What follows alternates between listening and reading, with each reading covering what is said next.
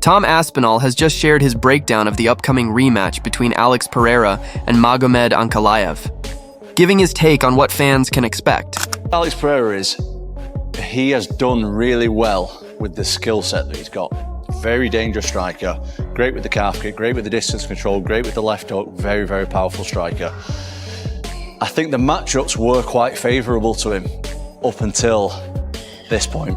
I think the threat that Ankalaev brings in, him being a southpaw, him controlling the range really well, and him just with the threat of the takedowns, even in the first fight we didn't really see him really go for the takedowns too much, but I think just the threat being there, I think stylistically he's a bad matchup for Pereira, and I wouldn't be surprised if he does it again, in my opinion. Leads me on nicely to my stat, mate. Okay, cool. Obviously in the UFC history, we've had a lot of immediate rematches. I think we've had about 15, 16 immediate rematches. It's only happened on, I think, 4 occasions where in the immediate rematch, you've had the flip. So the champion's managed to regain his belt once again. Obviously, he's been in one before at middleweight, hasn't he, against Izzy? And Izzy ended up regaining his belt on that particular occasion. It didn't go his way that night. Do you want to show us how it looks stylistically for people that are tuning into the show? Paul's the man who's been in. I can give you a go. I'll give you you let me know, Paul, if you think he's anything like him. I think, well, he's a southpaw, so what he does really well I'm going to be Ankalaev. So what he does really well, this is something that the commentators and people don't seem to mention a lot, is he always gets his feet in the right place. To win, right? Like, are they praying for him to win? I don't know about praying, but they want him to win. It'd be much better for business, right? If he clips Ankalaev at some point, Dana's going to perk up a little bit for sure. If Pereira wins and Roundtree wins, Alberg has already won. Who's his next opponent? Pereira wins and Roundtree wins. Alberg. If Pereira wins and Prochaska wins, Alberg has already won. Who's next? Okay, so Alberg's next regardless? I think he's cheering for Pereira, yeah. Okay, if Ankalaev wins and Roundtree wins, who's his next opponent? Roundtree, I think. I'd probably say Alberg. If Ankalaev wins and Yuri wins, I think it'd be Yuri. Yuri Ankalaev? Yeah. But Yuri has had 2 shots at Pereira, and obviously Glover before that. He did win. But it's a bigger name. If they're trying to make Ankalaev into something, I think Yuri is probably the best option for them. And Yuri almost guarees a good, an exciting fight for the fan. Absolutely. Pereira versus Roundtree was such a good fight. It was fantastic. Well, that's why I think, like, and me and GC did say this on Monday. And I know it's not his fault, just in terms of lack of the intrigue around that headline fight, and that's not Alberg's fault. He's not from Australia. He's not from Perth. But I just do feel like Roundtree is a guy that they've sold a pay-per-view on before. Pereira, it was a fantastic fight, as you mentioned on Monday, Ariel. I think that's why I'm kind of signing with Roundtree in all these situations. Roundtree, the Hill fight wasn't that exciting. No. It was just kind of one-sided. Do you think Alberg will be penalized for the poor ticket sales? Do you think that'll hurt his chest? The lack of intrigue around the event in totality. Like, you know what I mean? Is that his fault? No, but I mean, they'd rather blame him than themselves. Oh, for sure. Alberg versus Pereira is a fun, fresh matchup, which I think would be a very good fight, right? Tom Aspinall recently shared his technical insights during a Fight Lab session on TNT Sports. And when Tom talks, the MMA world pays attention. Fans recognize that Aspinall isn't just a powerhouse inside the cage. He's also one of the sharpest minds when it comes to analyzing styles, techniques, and fighter matchups. Reflecting on their first encounter, Tom broke down how Ankalaev's patience, calculated control, and relentless tactical pressure were key in shutting down Pereira's dangerous striking game. Alpaheda's the light heavyweight champ. Who the fuck has ever won 2 world titles quicker than that guy?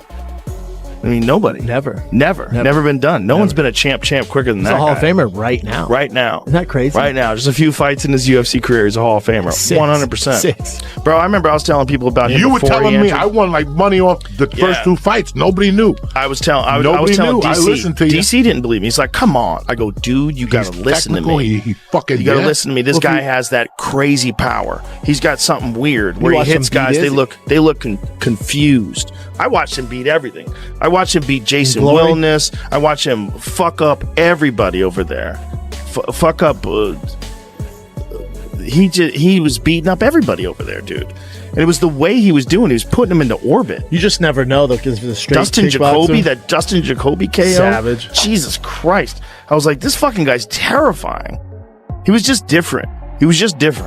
Like the power was different. The style was different. It's a weird style. Hands down, weird movement. Like but super technical, man. Like confusing. Like you see him, you say, oh, this guy doesn't know what he's doing. He just hits hard. Negative. Incorrect. Completely unique style, very technical, and very well thought out. He's got solutions to everything. He was showing me and DC how he checks leg kicks, and we had a conversation about it. Can we talk about this? Can we tell people this? What do you say? No, me and DC did. Like, I don't know. We decided. I don't think we should tell people. Yeah. He's got a special way that he checks leg kicks. Yep. Was different. Hungry. He's got to be dangerous. He's got to go forward. He's got to pull the trigger, and he's got to be first. He can't allow himself to get pushed back against Ankalaev. If he does that, he's going to lose another fight. Now, I believe to a certain degree for Magomed Ankalaev, the aura of Alex Pereira has gone. He now knows this man's human. I can beat him. I've taken his best shots. I can take him down. I beat him once before, and I'll beat him again. And that's why we've seen Alex Pereira coming out and talking and saying that it was hiding from him and all the rest of it, because there's a lot of pressure on the shoulders of Alex Pereira. Aí o cara fala para dessa, ele se escondendo, velho. É um cuzão, velho, cara, velho. Not pressure in terms of his lifestyle, not in terms of money, not in terms of his legacy, because that's all set. He's had a great career, but he wants to beat this guy, okay? And I think there's a little bit where Ankalaev is in his head. He's like, this guy's as big as me. He's stronger than me. He's a better wrestler than me. He might even hit harder than me, and he just beat me. You know what I'm saying? You put all that together, Alex Pereira's like, I've got a real challenge on my hands here. Who wins this fight? I think it's going to be the same way. I think Magomed Ankalaev, because of the wrestling, will force Pereira back up against the fence. Tom Aspinall broke down how Ankalaev's ability to stay composed, control the distance, and gradually disrupt Pereira's rhythm was the key to his success. While Pereira is known for his explosive power and fight-ending potential, it was Ankalaev's calmness under pressure that made the difference. Still, Aspinall emphasized that Pereira is never truly out of a fight. He only needs one opportunity, one slip, to completely change the momentum. With his deadly left hook, impressive range, and ability to generate knockout power at any moment, Pereira remains a constant threat. Stylistically, Tom believes the rematch hinges on who asserts their game plan first. If Ankalaev can slow the pace, drag Pereira into drawn-out exchanges and mix in grappling, he could once again limit Pereira's space and effectiveness. Ankalaev is just so fucking good. I think a couple things. I think Alex has a great chance of beating him in the rematch. I think Alex goes too hard. I mean, how many title defenses did he have? Like going up and down weight classes. Where Ankalaev rides the bench for a certain amount of time. Like being that active and not only that, being a superstar. Like no one knows what the fuck Ankalaev is. Ankalaev walks down the street, no one knows who the fuck that guy is. Alex is a superstar. He can't leave his house without someone saying, oh shit, there's Alex, should we take a picture? Like it kind of takes a toll on the mind. Where, you take Ankalaev, who just lives in a fucking cave somewhere. I don't even know where the fuck that guy's from, but dude, he probably lives in a fucking cave somewhere and just,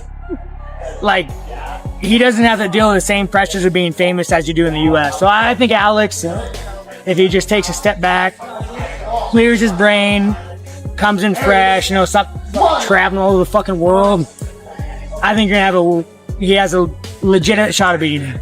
On the Countdown show, one of your coaches said about Alex that he was like an old kickboxer who's slow and doesn't have the true knockout power. I'm just wondering if you agree with that assessment about Alex. На шоу UFC Countdown один из твоих тренеров был услышан, он сказал, что Перейра, он старый кикбоксер, который уже потерял свою искру, потерял свою силу. Согласен ли ты с этим, или у тебя другое мнение по этому поводу? Если так сказал мой тренер, конечно, я согласен, и мы подтвердим это.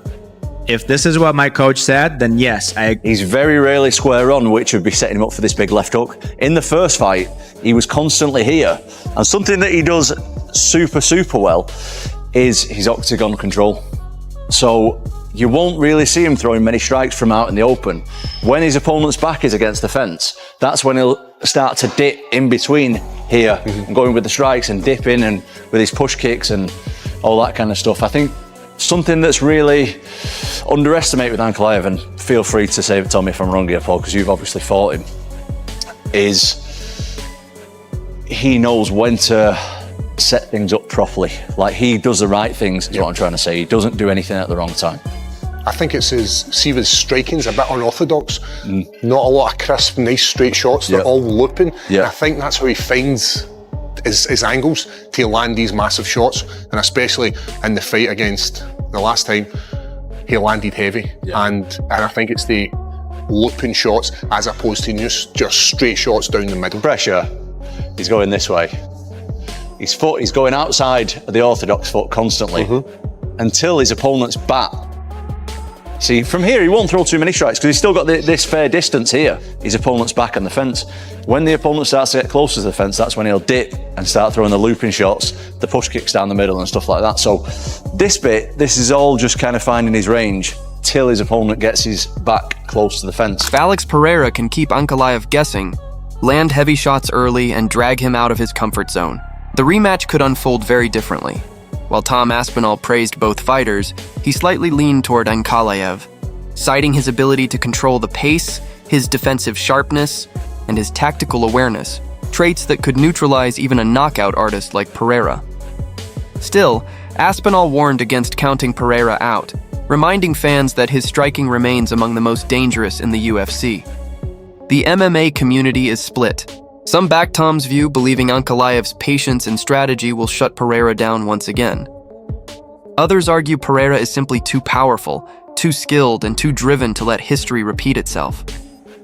That's what makes this rematch so compelling. Either man could take it, and the outcome could shape the light heavyweight division for years to come. So the big question remains, will Alex Pereira get his revenge and reclaim the title? Or will Magomed Ankalaev prove once and for all that his style is the perfect answer to Pereira's power? Tom Aspinall has offered his take, but in the Octagon, anything can happen.